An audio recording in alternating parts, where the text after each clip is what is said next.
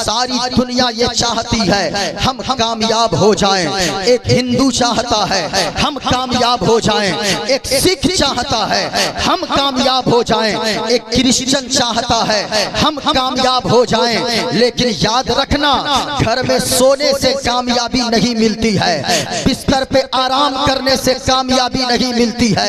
कामयाबी क्यों मिलती है और कब मिलती है? बहुत बड़े मुफक्किर ने कहा है कि जो जमहूरी मुल्क में रहेगा, जो आजाद मुल्क में रहेगा, डेमोक्रेटिक सिस्टम जिस मुल्क में पाए जाते हैं, अगर पढ़े लिखे लोग बैठे हैं मेरी गुफ्तगू को सुनकर जाइएगा।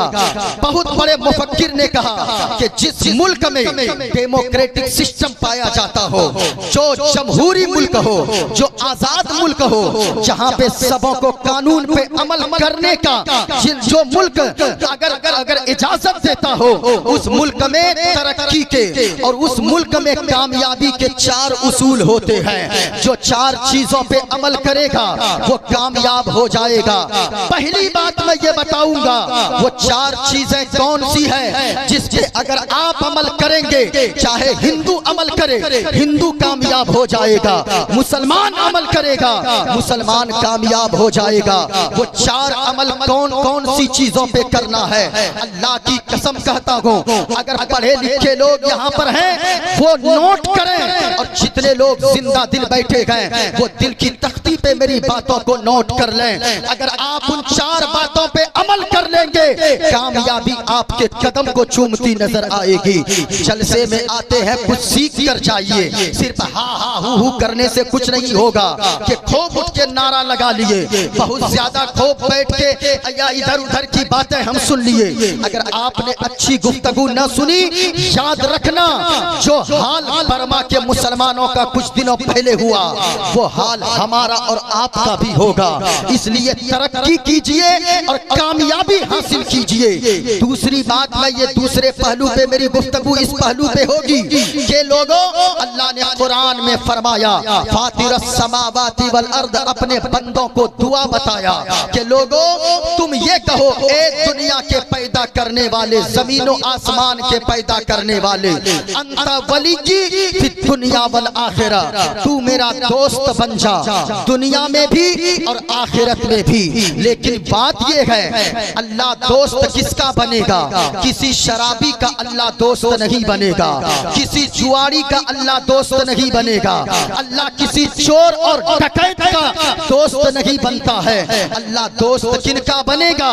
गौसे आजम फरमाते हैं कि जो 5 खसलतें जिसके अंदर पाई जाए, 5 खसलतें जो अपने अंदर शामिल कर ले, वो खुशनसीब ऐसा होता है चलता जमीन पर है लेकिन अल्लाह उस बंदे से मोहब्बत फरमाता है। सुभान अल्लाह कौन सा है? और 5 नुस्खे पे अमल अगर आप कर लेंगे, समझे कि जलसा सजाना कामयाब हो गया। अब ये 2 पहलू पर मेरी गुफ्तगू होगी। अगर आप सुनना चाहते गए, मैं मंत्र भी पढ़ दूंगा, उसके बाद अपनी गुफ्तगू का आगाज करूंगा।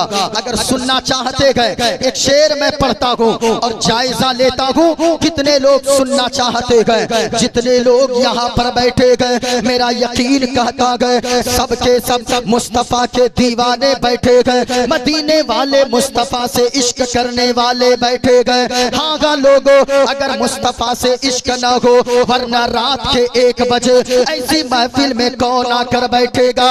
याद रखना लोगों, आखिर वो तो मुस्तफा से मोहब्बत का नतीजा गए। इतनी बड़ी रात को इतने लोग आकर बैठे हो, इस नीयत से बैठ कर जलसा सुनो, कोई देखे न देखे, ताहिर भाई की नात इनकी नात पढ़ने को इस तौर पे सुनो और ये अकीदा लेकर सुनो, कोई देखे न देखे, मदीने वाले मुस्तफा जरूर देख रहे हैं। इसलिए के लोगों, अगर आपने ये अकीदा रख लिया, अगर 10 लोग ही बैठे रहेंगे, मेरा ईमान कहता गए यहाँ रहेंगे मुस्कुराते रहेंगे, कब्र में जाएंगे, आमना के लाल का दीदार नसीब हो जाएगा।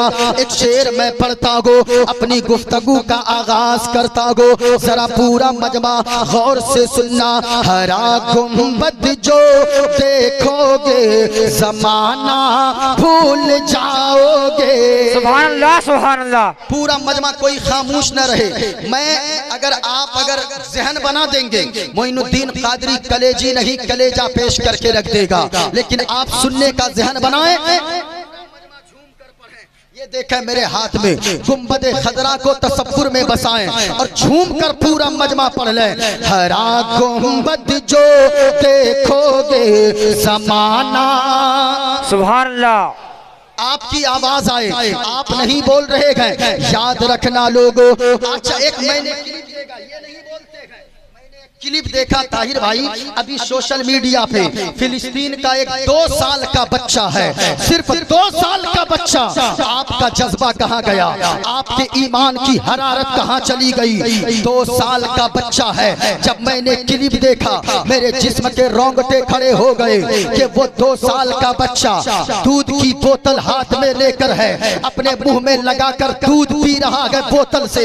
सामने से दुश्मन की टैंक आ रही है हमला करने के लिए, हमारे जिस्म के रोंगटे खड़े हो गए क्लिप को देखकर। वो 2 मिनट की क्लिप है कि वो बच्चा सामने से जब देखा कि दुश्मन की टैंक आ रही है, वो दूध पीता बच्चा अपने मुंह से दूध की बोतल को हटाता है।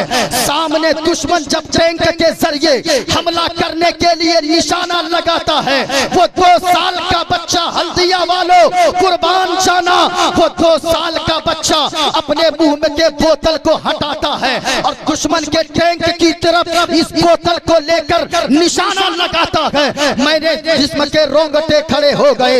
मैंने सोचने लगा मैं कि ए बच्चा, तेरे अंदर ये ताकत कहां से आई?